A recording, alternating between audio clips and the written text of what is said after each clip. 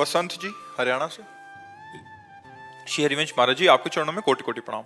प्रभु जी, बहुत दुखी हूँ, बहुत ही ज्यादा दुखी, हद से ज्यादा दुखी। ऐसा लगता है संसार में मुझसे ज्यादा कोई दुखी नहीं है और आपसे ज्यादा कोई सुखी नहीं है महाराज जी। महाराज जी नहीं यार, हमारी तो दोनों किडनी फेल है यार।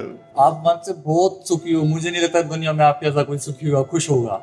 आखिर ये बात तो मानते हैं इसलिए मानते हैं कि हमारा मन एक ही रास्ता पकड़े हुए है, श्री जी के चरणों की तरफ, और उनकी कृपा से बस उन्हीं की तरफ बढ़ता रहे। और वो है आनंद स्वरूप, वो है परमानंद स्वरूप, वो है प्रेमानंद स्वरूप। तो वही आनंद अंदर स्फुरित होता रहता है। जब हम संसार का आश्रय लेते हैं तो दुख ही दुख है। इसका नाम क्या है शास्त्र में जानते हो? दुखालयम। ये दुख का घर है, इसमें जो कुछ मिलेगा वो दुख ही देने वाला मिलेगा। दुखालयम। और सुखालयम कौन है? भगवान है।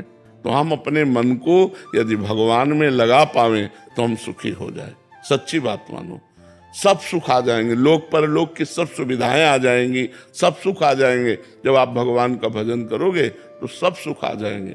जैसे खूब अगाध सरोवर जल हो तो मछली खूब किलोले करती है, थोड़ा जल हो तो चिंता है कि कहीं सूख न जाए। लेकिन समुद्र में है तो आनंद ही आनंद है उसको। सुखी मीन जहां नीर अगाधा और जिम हरि शरण नहीं एक बाधा। अगर हम भगवान की शरण में भैया तो दुख भी सुख बन जाता है, और अगर भगवान से विमुख है तो सुख भी दुख बन जाता है। ये बात समझ लीजिए। तो भगवान की शरण होकर नाम जप करो, अच्छे आचरण करो। बाबा थोड़ी खुशी हमारी तरफ भी ट्रांसफर कर दो ना, आप तो इतने सुखी रहते। अगर ऐसा होता हो तो हम तो पूरे भारत को ट्रांसफर कर देते क्योंकि अपने बस का कुछ है नहीं। तुम्हारी समझ से तुम्हें सुख मिलेगा और तुम्हारी समझ से तुम्हें दुख मिलेगा। पॉजिटिव चिंतन हो गया तो निगेटिव चिंतन को दबाकर जब पॉजिटिव चिंतन बढ़ता है तो आनंद आता है, और जब पॉजिटिव चिंतन को दबाकर निगेटिव चिंतन बढ़ता है तो हम चाहे जितने करोड़पति हों, हमें दुखी का अनुभव होगा। तो ये पॉजिटिव चिंतन जो है ये भगवान के भजन से आता है। शास्त्र स्वाध्याय, भगवान का भजन, परोपकार, तीर्थयाटन, दान पुण्य जब हम करते हैं तो हमारा हृदय पवित्र होता है, तो दुख में भी सुख ढूंढ लेता है। और जब हमारा निगेटिव विचार होता है तो सुख में भी दुख वो खोज लेता है। कहीं ऐसा ना हो जाए, कहीं ऐसा ना हो जाए, ये चिंतन वो चिंतन, बड़ा भयावह चिंतन, दुख, विषाद, शोक, चिंता, उद्वेग, ये सब अंदर आ जाता है। तो हमें लगता है हमारे करने से नहीं होगा, ये चीज आपको करनी होगी। जो हम कह रहे हैं उसको आप करो तो आपका चिंतन सही हो जाएगा। अगर हमारे ऐसे देने से होता तो किसी को भजन के लिए नहीं कहते, भजन करके ऐसे दे देते, सबका मंगल हो जाता। वैसे संत जन तो कहते ही रहते हैं, सर्वे भवन्तु सुखिना, सर्वे सन्तु निरामया, सर्वे भद्राणि पश्यन्तु माँ कश्चित् दुख भाग भवेत्। किसी को दुख ना हो, सब सुखी रहें, सब स्वस्थ रहें। पर सब हैं क्या? जो भजन कर रहे हैं, जो भगवान से जुड़े हैं, वही कृपा का अनुभव कर रहे हैं। नहीं तो सब दुखी हैं, सब दुखी। किसी को ना समझो, बड़े बड़े अरबपति खरबपति सब दुखी हैं। सुखी वही है जो पूरा भगवान को समर्पित है। समझ पा रहे? तो समर्पण करो और नाम जप करो। राजीव जी दिल्ली से। राधे राधे महाराज जी। महाराज जी, आपके चरणों में कोटि कोटि प्रणाम। महाराज जी, भगवान एवं देवता जी में क्या फर्क है? कोई फर्क नहीं, एक ही परमात्मा सब रूपों में विराजमान है। पहला उत्तर, एक ही परमात्मा सब रूपों में विराजमान है। पर जब हम उन्हें परमात्मा भाव नहीं देखते तब फिर अलग अलग पावर है। एक बार उपनिषद की कथा है, सब देवता दैत्यों पर विजय प्राप्त करके बड़े आनंद में उत्सव मना रहे थे। अप्सराएं नृत्य कर रही थी, गंधर्व गान कर रहे थे, देवता सब अपने सिंहासनों पर विराजमान थे। तो देखा भगवान ने कि इनको अहम हो गया है कि मैं बलवान हूं और मैंने दैत्यों पर विजय प्राप्त की। तो सभा के सामने भगवान एक यक्ष रूप में प्रकट हुए। तो देवराज इंद्र ने देखा, बोले कोई भी देवता इनका परिचय लाकर हमें बताओ, ये कौन प्रकट हुआ है। तो सबसे पहले वायुदेव प्रकट हुए। बहुत बलवान देवता है, विश्व में वायुदेव से बढ़कर कोई बलवान नहीं। जैसे वायुपुत्र हनुमान, पवन पुत्र हनुमान है ना, तो सबसे बड़े बलवान वायु देवता। जैसे उनके पुत्र भीम, तो बल की अगाध महिमा वायु देवता की है, और हम सब वायु देवता से ही जीवित है। सबके प्राण वायु से ही तो संचलित है। सब जितना चराचर जगत है वो वायु से ही है। ऑक्सीजन खत्म हो जाए, सब नष्ट हो जाए, वायु से ही तो है। तो वायु देवता खड़े हुए और कहा मैं इनका परिचय लाता हूं। तो वायु देवता गए और कहा यक्ष तुम कौन हो? तो उनका हम तो अपना परिचय बाद में बताएंगे, पहले आप बताएं आप कौन हैं। बोले मैं पवन हूं, वायु। ठीक है, क्या है आप में क्षमता? तो उनका क्षमता ऐसी कि मैं पूरे त्रिभुवन को तिनके के समान उड़ा सकता हूं। तो एक तिनका प्रकट किया और कहा उड़ा के दिखाओ। अब वायु देवता से तिनका उड़ाने की बात, वो तो ब्रह्मांड उड़ा दे, लेकिन तिनका नहीं उड़ा। कहा पूरी ताकत लगाओ। वायु देवता पूरी ताकत लगा के हार गए, तिनका ऐसे से ऐसे नहीं कर पाए। आए और बैठ गए। देवराज इंद्र ने कहा कौन है? बोले असमर्थ रहा उनका परिचय प्राप्त करने में। दूसरा देवता अग्निदेव प्रकट, उनका मैं अभी परिचय लेकर आता हूं।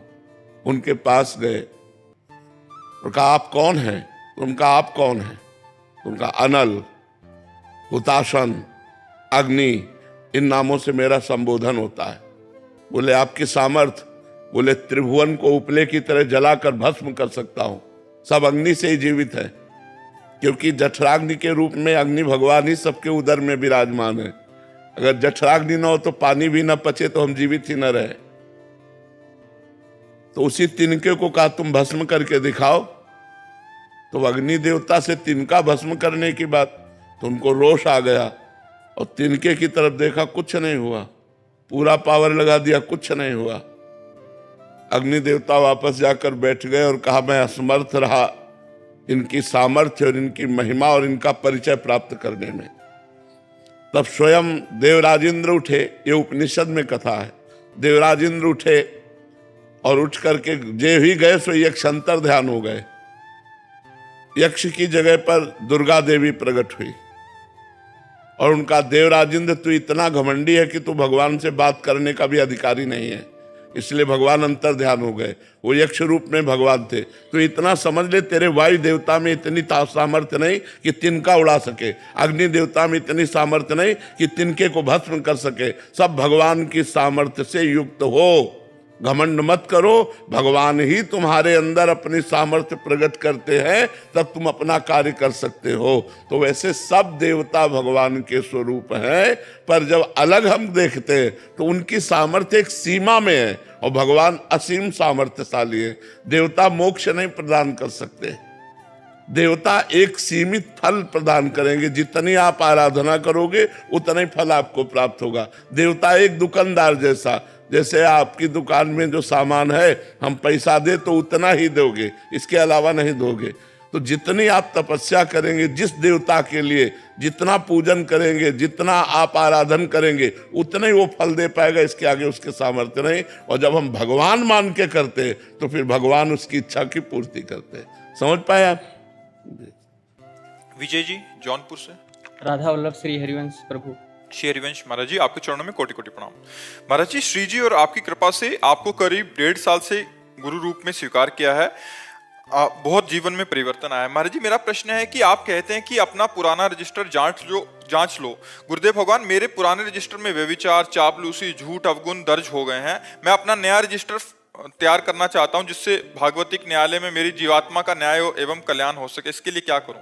भगवान नाम जप करो, भगवान की कथा सुनो, सब में भगवान को देखने की चेष्टा करो, परोपकार करो। इसी से बहुत बढ़िया रजिस्टर बन जाएगा। किसी का बुरा मत चाहो, किसी का बुरा मत देखो, किसी का बुरा मत करो और खूब नाम जप करो, बढ़िया हो जाएगा। गुरुदेव भगवान, ये आंख, ये हाथ, ये मन दलदल में फंसा दिया प्रभु मुझे। हाँ, बिल्कुल फंसा दिया, लेकिन ये नाम उठा के आपको भगवान के समीप पहुंचा देगा।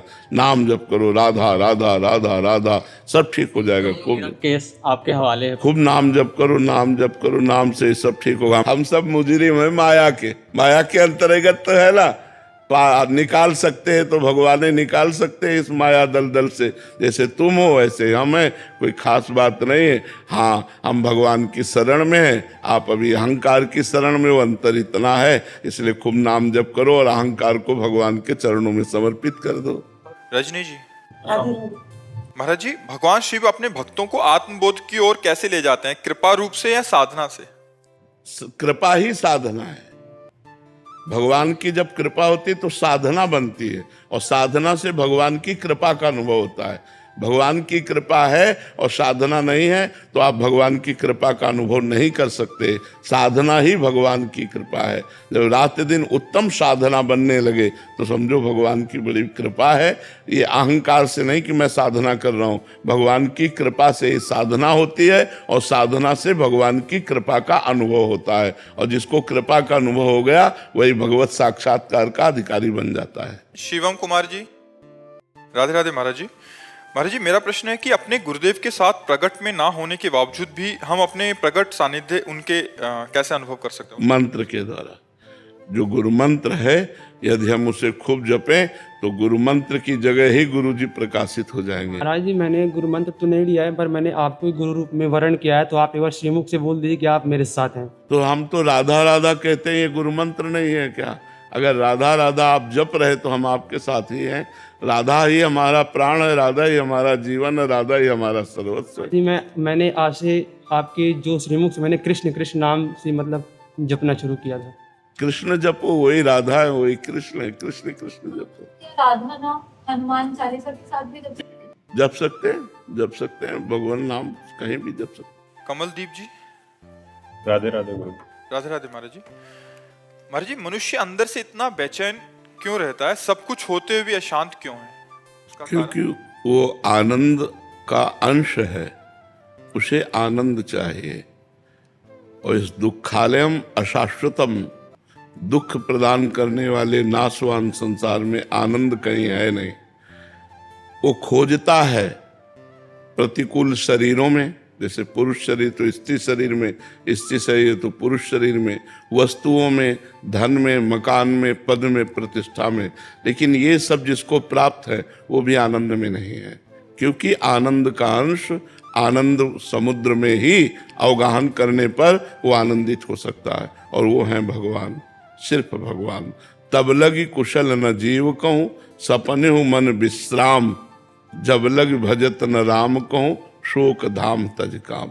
जो चाहत है नित्य सुख, अरु मन को विश्राम, हित ध्रुव हित सो भजत रहो, पल पल श्यामा श्याम श्यामा श्याम श्यामा श्याम। जब तक भगवान का भजन नहीं होगा तब तक कोई उपाय करके देख लो, मन शांत नहीं होगा। कुछ भी भोग लो, कुछ भी खा लो, कुछ भी देख लो, कहीं भी चले जाओ, एक अपूर्ति सी बनी रहती है। लगता है जो मैं चाह रहा था वो इसमें नहीं मिला, शायद इसमें होगा, शायद इसमें होगा, शायद इसमें होगा, और पूरा जीवन भोगते भोगते व्यतीत हो जाता है और कभी नहीं मिलता। और देखो गोस्वामी जी कह रहे हैं, तुलसीदास जी महाराज, जाकी कृपा लवलेस ते, मतिमंद तुलसी दास हो, पायो परम विश्राम, राम समान प्रभु नाही। बोले परम विश्राम प्राप्त हो गया। जहां जन्म जन्मांतर से भटकते चले आ रहे थे, एक कृपा कोर भगवान की हुई कि हृदय शीतल हो गया। जन्म जन्म की तपन आनंद में बदल गई। अब कुछ नहीं चाहिए। वैसे तो मैं मतिमंद हूं, गोस्वामी जी कह रहे हैं, मतिमंद तुलसीदासु, पर पायो परम विश्राम, राम समान प्रभु नाही कहूं। भगवान के समान जो विश्राम हृदय में प्राप्त होता है वो कहीं संपत्ति में, किसी वस्तु में या किसी पद में नहीं मिल सकता। पर हमारा मन संसार में तो सहज में जुड़ जाता है, लेकिन भगवान में नहीं जुड़ता, क्योंकि भगवान दिखाई नहीं देते। प्रगट में अगर अपने लोगों को ऐसे दिखाई नहीं जैसे जगत दिखाई देता है तो फट से प्यार हो जाए, क्योंकि वे इतनी प्रेम मूर्ति है, इतने सुखमय है, पर वो दिखाई देते नहीं। तो इसीलिए हम जो दिखाई देता है उसमें आनंद खोजते हैं, पर जो दिखाई देता उसमें आनंद है नहीं, और जो नहीं दिखाई दे रहा वो आनंद सिंधु है। तो इसी को गुप्त करके भगवान खेल रहा है, अपने आनंद को गुप्त करके इस माया में ही खेल रहा है वो। अब हमें संत मिले, गुरु मिले, गाइड मिले, और वो हमें रास्ता बतावे आनंद का। जब हम साधना करें तो हमारा मन विश्राम को प्राप्त हो जाएगा। रोम रोम आनंद से भर जाता है, रोम रोम आनंद से भर जाता है। हृदय में कोई चाह नहीं रह जाती। बस एकांत में बैठकर इस बात से रोना आता है कि आपने कृपा की और मुझे संसार से घसीट लिया। अगर आप कृपा न करते तो पूरा जीवन संसार में नष्ट हो जाता। प्रभु आप बड़े कृपाल हो जो मुझे संसार से हटाकर अपने में लगा लिया। पर जी आपने विश्राम की बात की, विश्राम मतलब किसी भी चीज की कामना ना रह जाना, ये विश्राम है? विश्राम का मतलब जैसे घड़ी कसे लाए चलो, दीवाल घड़ी कसे लाए चलो, सुई अपनी अपनी जगह ठप हो जाएगी कि नहीं? एकदम नहीं हिलेगी। ऐसे ही मन, बुद्धि, चित्त, अहंकार सब परमात्मा में स्थित हो गया, इसे विश्राम कहते हैं। मन कृष्णमय, बुद्धि कृष्णमय, चित्त कृष्णमय, अहम कृष्णमय, अब सब कृष्णमय हो गया। अब अंदर ही अंदर वो परमानंद की बाढ़ आ रही। बाहर से वो दिखाई देता है पुरुष स्वरूप, लेकिन वो परमात्मा स्वरूप हो चुका है। उसका सब कुछ परमात्मा में हो गया। कान भय प्राण में, प्राण भय कान में, ही में न जान परे कान है कि प्राण है। श्री कृष्णाकार वृत्ति हो जाती, रामाकार वृत्ति हो जाती, उसे विश्राम कहते हैं। राधिका जी वृंदावन से, श्री हरिवंश महाराज जी। महाराज जी क्या गुरुजनों और संत जनों की कुछ लीलाएं महाराज जी ऐसी होती हैं कि जो दिखता है वो नहीं होती, जो होता है वो दिखता नहीं? हाँ, तो महाराज जी ऐसी वो परम मंगल में कल्याणकारी हैं, बट साधक को कैसे चलना चाहिए महाराज जी उस पर? बहुत दुर्लभ है कि कोई साधक उनकी प्रतिकूल क्रिया में भी मंगल विधान देख ले। गुरु की प्रतिकूल क्रिया में मंगल विधान देख ले। नहीं तो कभी कभी गुरुजनों की क्रियाएं और आदेश ऐसे होते हैं जो लगता है कि ऐसा कैसे ऐसा आदेश कैसे कर दिया, ऐसा तो नहीं होना चाहिए था।